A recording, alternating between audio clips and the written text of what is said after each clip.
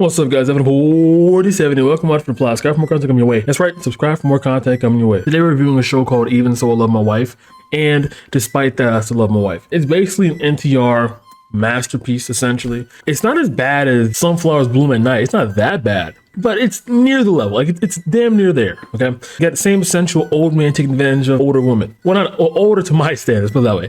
And the whole setting is this, right? It's always hinging around marriage, because I feel like the boyfriend-girlfriend cheating dynamic, it isn't powerful enough to warrant calling this an NTR, right? Because you can cheat on your boyfriend, girlfriend, whatever. It's not that much, not big of a deal in the grand scheme of things in comparison to a marriage. I'm trying to see this from an erotic manual writer, right? I'm trying to see from that, like, which one would make you feel more. And in this instance, they're on their 3rd-year anniversary, and what happened was, right, the wife named Nanami, you know, she was just like sending her husband off to work. She was like kissing him like goodbye. It was a little bit too passionate of a kiss whatsoever, but again, it's what I cover. And she also used the restroom in the apartment complex's public restroom for some reason. Apparently, this guy named Kamada has like HD 45 different cameras of her for like 4 different angles. She's not even noticing it.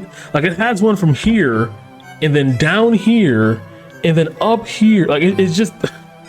How do you have that many cameras? How are they that close? How is she not noticing any of this? How is it picking up audio at all if it's that big? Like, what's so many questions? This is crazy. But none of these get answered, of course, obviously, because apparently, for some reason, she has to visit him because he's a part of the renters committee. So I assume he's their landlord, which... Wow. Anyway, after that, he blackmails her by saying, hey, look, I have this picture of you indisposed using the restroom. Don't ask me how I got it. Just know I have this picture. Just do as I say, or I'll tell everyone, including your husband. So she starts going at it with him. First, it turns into what it sounds like, right? Very awful, horrendous scene. But then she goes back home, copulates with her husband, and her idea is like, oh, okay, so if I copulate with him every single time I copulate with Kamada, then when I get pregnant, he's going to assume that it's going to be his baby, but in reality, 50-50. And she continues going at it. It continuously and progressively gets more advanced. She goes from this vanilla, plain old, just missionary to scat, piss, aphrodisiac, bondage, infinite stamina, just degenerate, right? And when it gets to that point, she starts to notice that, like, conflict of interest, right? That she's enjoying the thing that she hated at first, which was something that was done against her will, to then in turn go into infidelity because of the fact that she's cheating on her husband with it. But at the same time, he doesn't seem to mind the interactiveness and the activity that she is having with him, because while she's getting violated by Kamata, on the other hand, her husband, Shuichi, is become more sexually active as well. So basically she's just getting ran through the entirety of a 24-hour cycle of a day. It's a feedback loop, right? In the sense where whenever she has sex with her husband, Kamata records it, shows her that footage, and has sex with her while she's watching the footage of her having sex with her husband. And then when she gets back home, she does it again and again and again and again. And it keeps looping. It keeps looping so much it goes to the 2nd episode where she's on the phone with her husband who went on vacation, and she's like, yeah, I'll call you back later. Goodbye. You know what I mean? Just very, just a good subtle NTR touch right there. Mwah. You know what I mean? Very Marvin's Room type of touch right there. Little phone call. Is it? Get it? That was a joke. Anyway, so in the 2nd episode, they're so deep in it right now that she managed to bring her little sister into the whole degeneracy, slavery thingamabobber going on there. It also brings her coworker as well. And the coworker's married, and the little sister just was looking at some random erotic magazines in Kamata's apartment complex for some reason. And while they're all going at it, Nanami's like, God damn it, I know this is awful, I know this is horrendous, but like, I still love my husband. My husband's number 1 on my list. Number 1. What I'm trying to say is, like, every single time you see her on the screen, she's going to get piped. And if that's the case, then that means that almost every single second she's been breathing has been spent, you know, of her just copulating. And it came to a point where, like, she's been at it so long that she's started losing track of time. She just doesn't even bother to, like, clean the clothes at certain points. And then her classmate comes in, Hino, who's the delivery boy. And I'm like, at this point, like, there's so much going on right now. Like, it didn't feel like 3 episodes. It felt like 7 episodes of content. I was just watching this jam packed into just 3 episodes. I know I'm talking fast, but it's because that's what it feels like. It feels like I'm regurgitating about like a 12 seasons worth of content.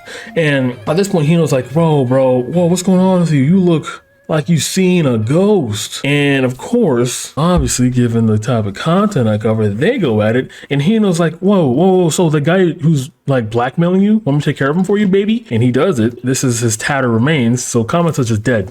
We assume Kamata and his entire lineage is dead because Hino's a fucking 7-foot Chad over here. And the condition to her getting saved by Hino was him coming, no pun intended, 2-3 times a week.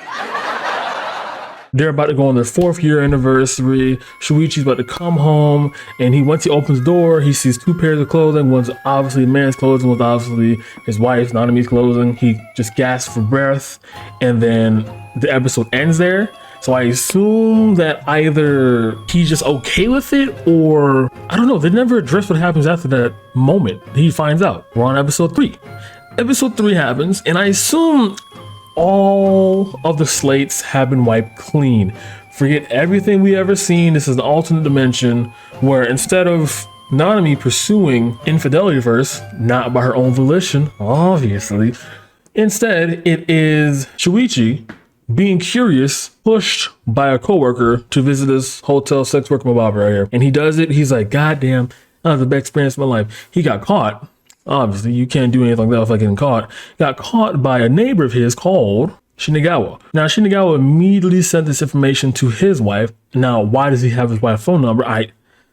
That's a great question. And once that happened, his wife started crying on his shoulder. As the saying goes, a shoulder to cry on is a phallus to ride on. And they do that nonstop, over and over and over and over again.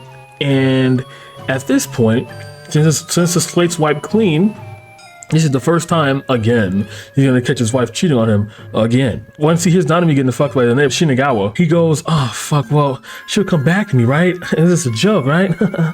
Because he doesn't know that he got caught going out with another sex worker.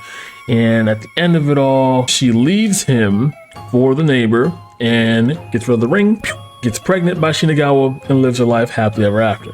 Now, of course, why should you watch this show? Why did I watch this show? Why am I reviewing this show? These are great questions. You know what? I'm gonna let that settle with you to answer those questions for yourself, because I feel like, it's self-evident as to why all those questions should be answered. All right, guys, I don't have an outro, but if I did, it wouldn't matter because of my video. Good night.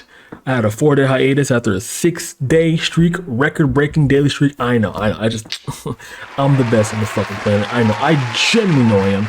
But yeah, we're back in regular schedule. Every 3 or 2 days. I'm gonna upload video 2-4 times a week, something like that. And we're gonna keep going at it till we can't no more. You feel me? All right, that's it. Goodbye, boy.